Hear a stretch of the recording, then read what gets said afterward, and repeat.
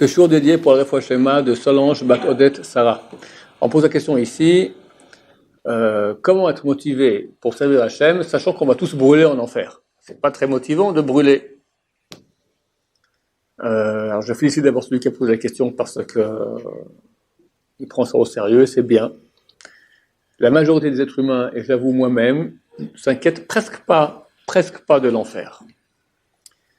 Par une sorte de système d'évacuation mentale qui fait tout ira bien. Mais c'est certain que c'est faux.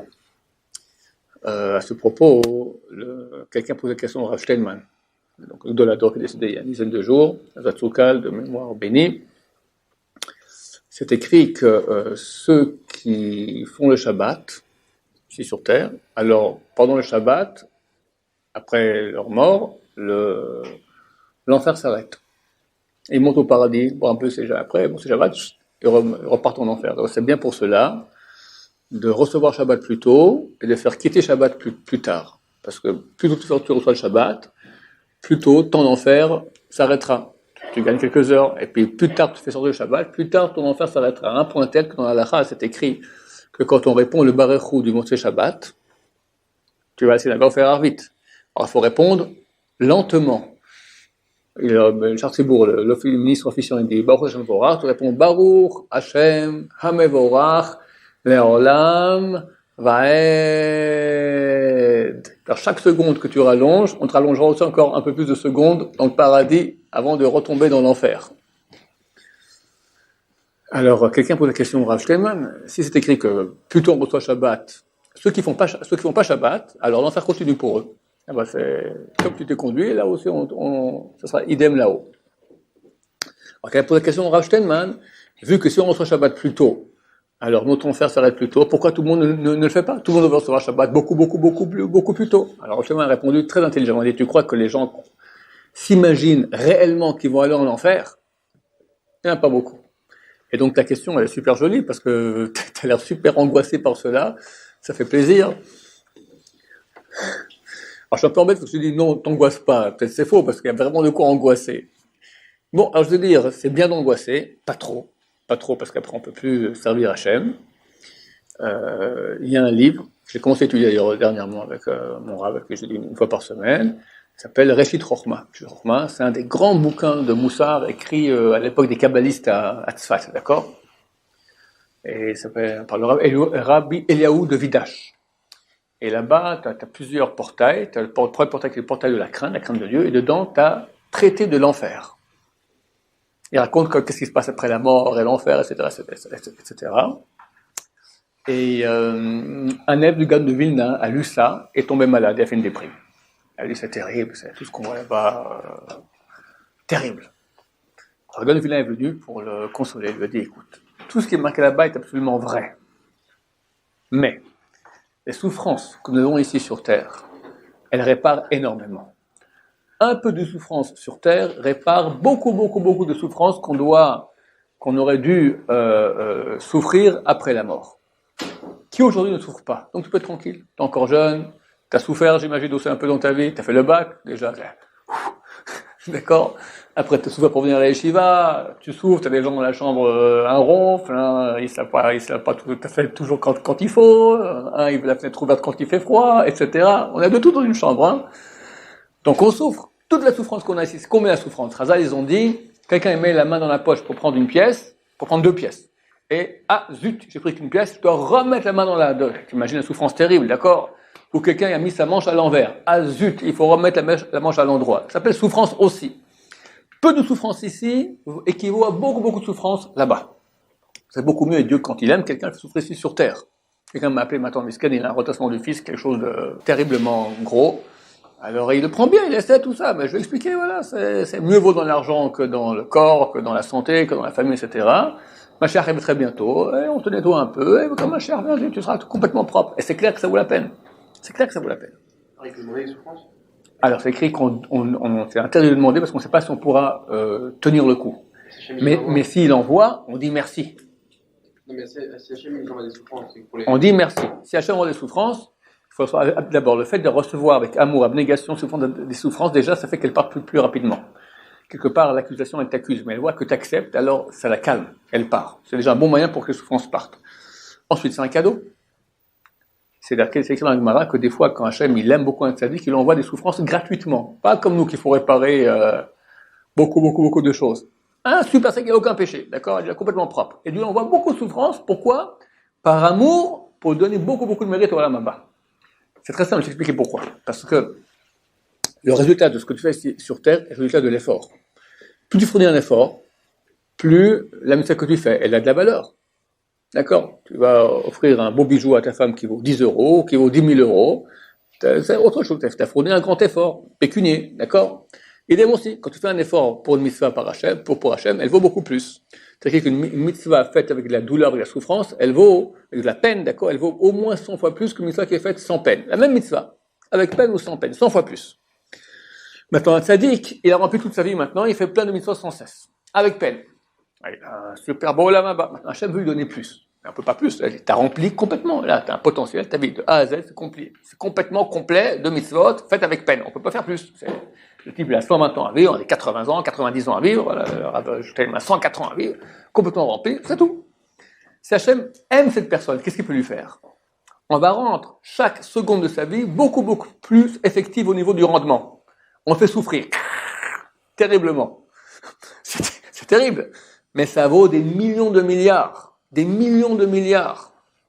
Rabbi Abba Shaul, il a souffert énormément. À la fin de sa vie, il devait faire des fois des trucs, des opérations, des choses. Ça faisait très souffrir.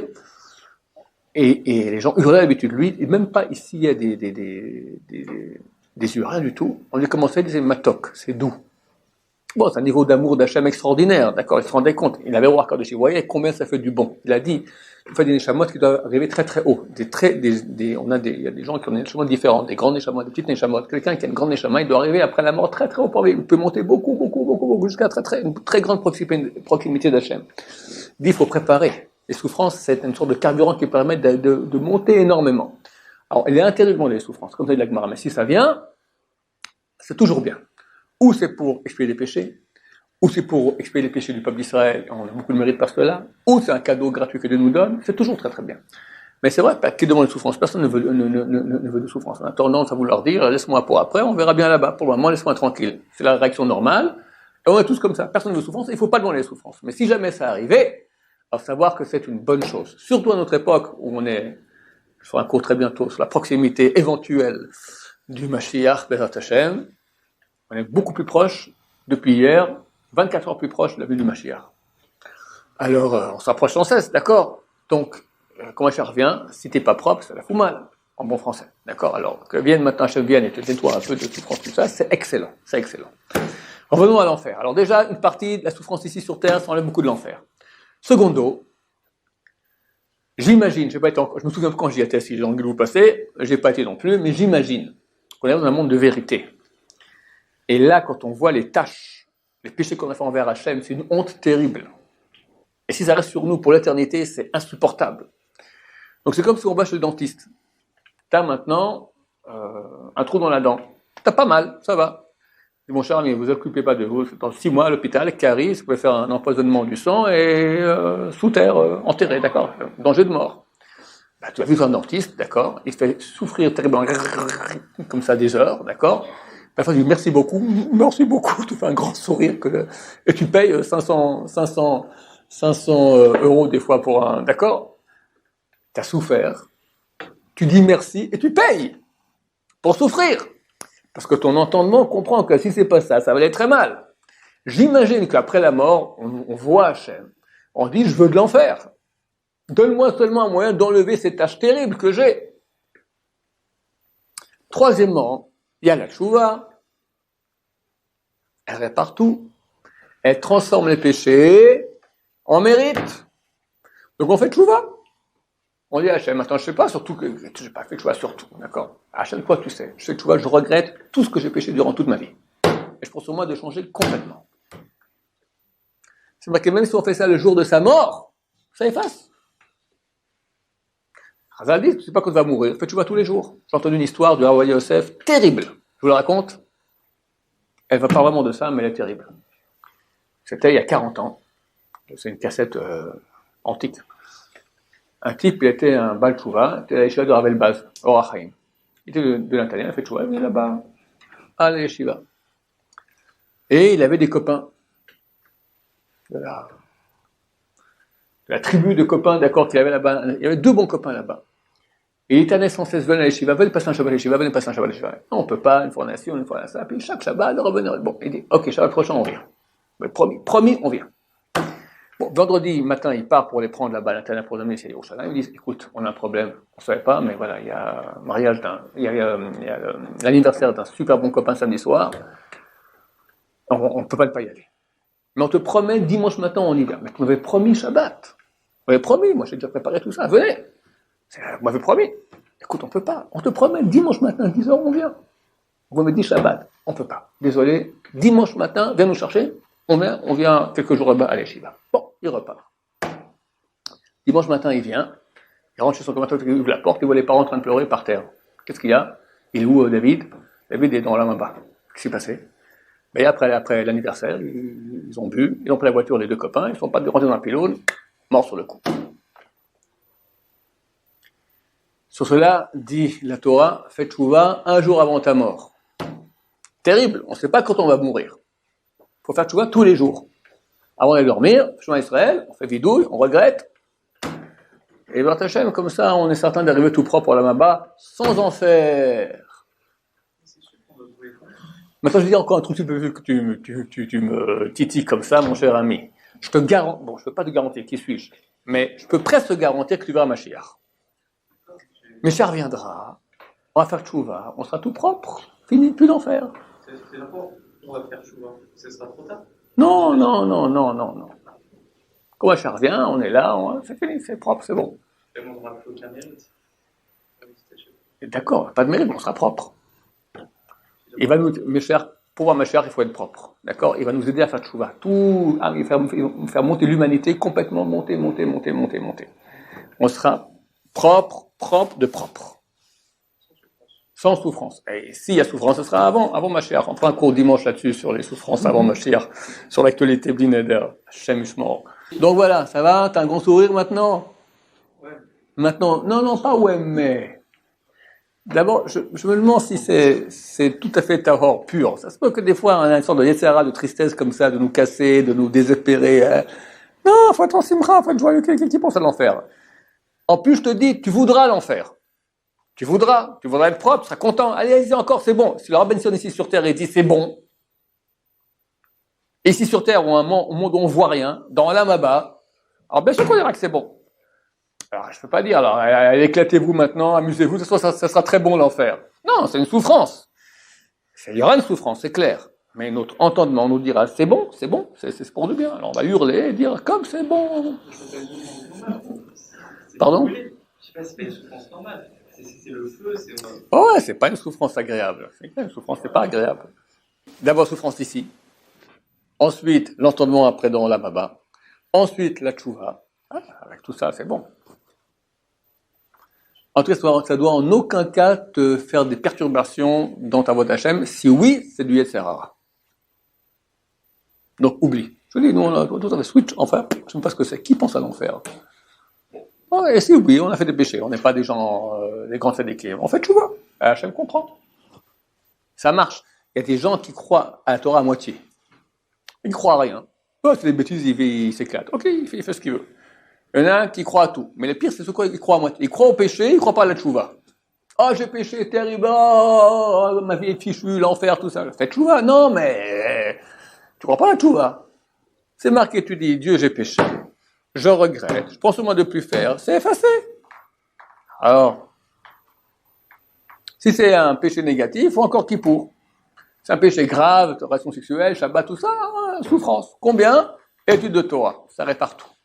Tu étudies la Torah? Tu souffres d'étudier la Torah? C'est dur la Gemara? Hein? C'est pas dur? Bien sûr que c'est dur.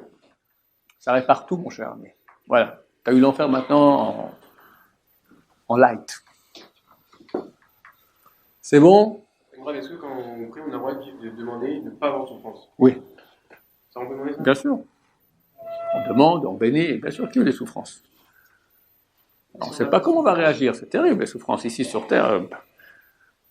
c'est périlleux, quoi. Donc si on n'a pas de souffrance, on va souffrir là-haut. Non, parce qu'on leur fait choix auparavant. Et ça n'existe pas de souffrance, mon cher ami. Tu seras papa, tu vas aller au milieu de la nuit pour tes enfants. C'est une souffrance. D'accord? Bosser, travailler, t'as fait 12 ans de pour aller au bac, t'as pas souffert? C'est un esclavage, le bac. D'accord? C'est 12 ans d'esclavage. Et après, t'as encore 50 ans à aller travailler. Je te souhaite. Après l'enfer. Alors, ça suffit. L'enfer sur terre, c'est bon. Voilà, et Mashiach nous aidera à faire tchouva, surtout, il n'y aura pas d'enfer. Bezrat Hashem. Encore des questions? Baruch Adonai, Amen, Amen.